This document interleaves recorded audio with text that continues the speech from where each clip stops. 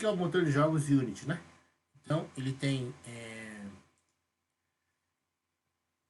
a gente chama de engine, né? Engine de jogos, né? Então, ele tem as funções básicas, né? Ou não só tão básicas, como eu falei, o núcleo dele é bem básico, mas aí foi incorporando parceiros, né? Interfaces, etc. Então, funcionalidades, né?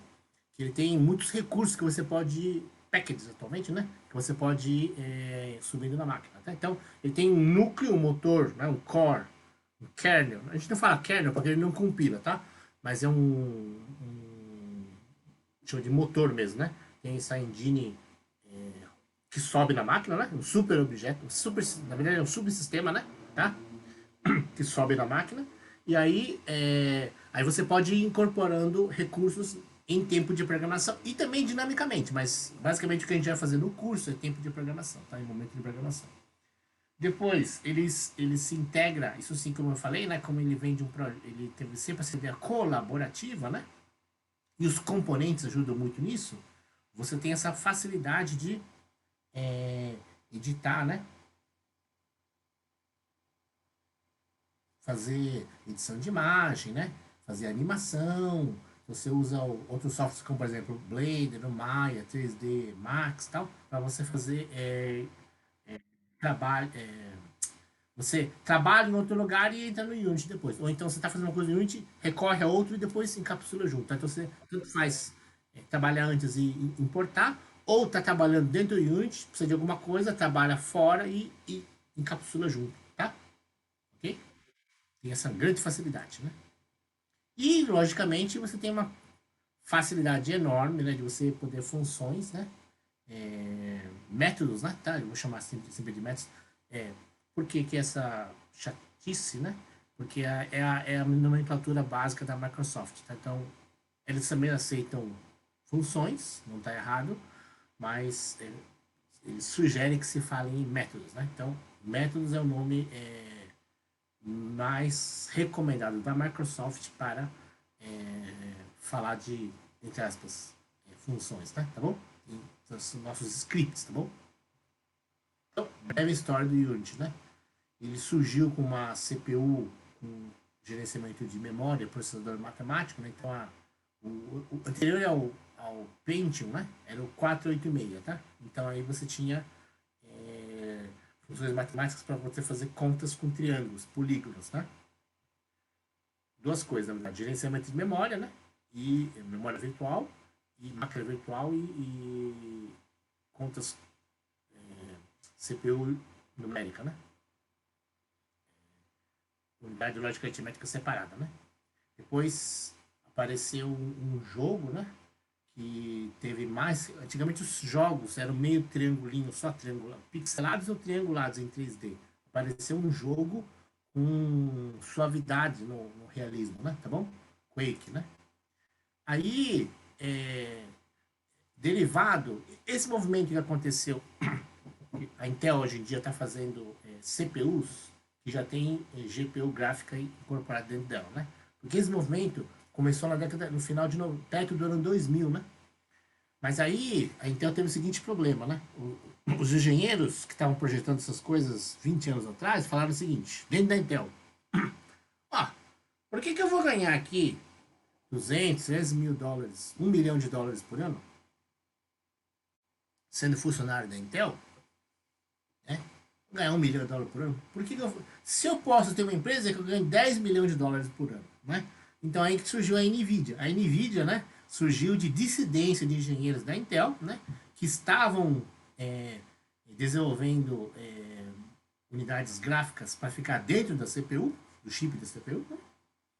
E aí eles falaram assim, mas eu posso fazer separado e vou fazer uma empresa separada. Então as GPUs eram engenheiros da Intel e que foram voam por conta própria, aí fundaram uma empresa, a Nvidia, tá bom? Então aí surgiu surgiram as GPUs, tá? Eram processadores mais simples, mas um monte deles. Em vez de ter dentro da CPU 4, 5, 6 processadores elaborados, vou fazer esses processadores mais simples, tá? Mais simples. vou fazer um monte deles. 64, 128. Começou com 32, depois foi para 64. Aí foi só aumentando a escala. Sempre diminuindo, ou digo assim, simplificando alguma coisa do processamento e aumentando o maior número de CPUs, tá? Ok? CPUs dedicadas, né? Aí surgiu, né? Já na linha de GPU, junto com uma placa-mãe com CPU e uma outra placa com GPUs, tá? Então, uma placa com CPU General Purpose, né? E uma placa com CPUs gráficas, tá? Muitas delas, muitos elementos. Então, surgiu um jogo já que usava esses recursos gráficos bem, né? Que é o versão 2 do Quake, né? E aí surgiu, né, a Unreal, né? Lembra tem uma outra engine, a Unreal, né? Que, que fez o primeiro jogos, né? Jogos multiplayer, tá? Então surgiu Counter-Strike, surgiu Half-Life, tá? O próprio Unreal, né? Um jogo assim, né? Então surgiu jogos aí que exigiam, no fundo, exigiam GPUs, tá? E aí para trabalhar bem com a GPU, surgiu as primeiras engines, que no caso é um real, né? Por quê?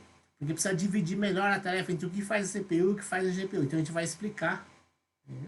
Ao longo do curso aqui, a outra matéria explica mais detalhadamente, mas aqui a gente vai explicando coisas.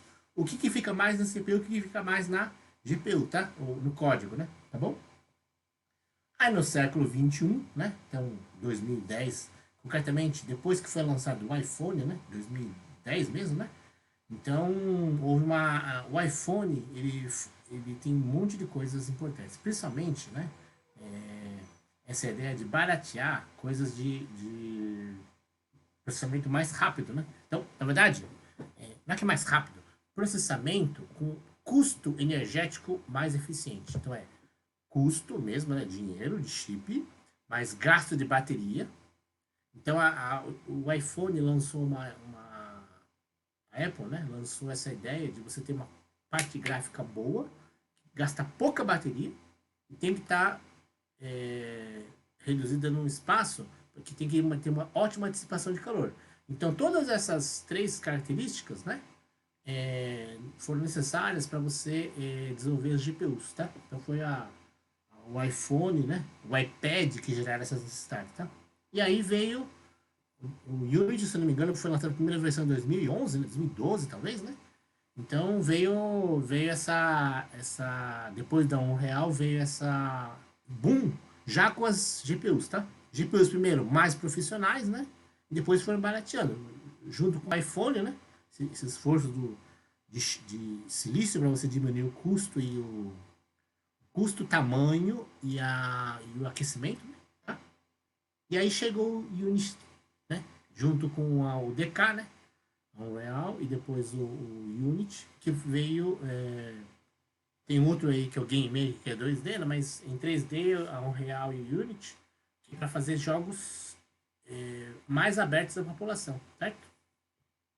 Os seus indie, né? Tá? O Unreal não era, mas agora ele abriu, né? Ele era mais voltado só para o nicho de algumas empresas, né?